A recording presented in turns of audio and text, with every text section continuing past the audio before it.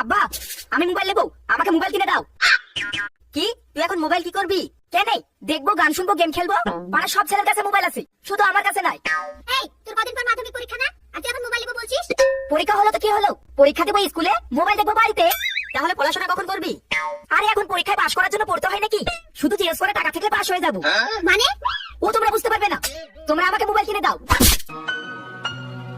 দেখ বাপ, এখন হাতের অবস্থা খুব খারাপ, তুই পরীক্ষায় পাশ কর, আমি তোকে মোবাইল কিনে দিব।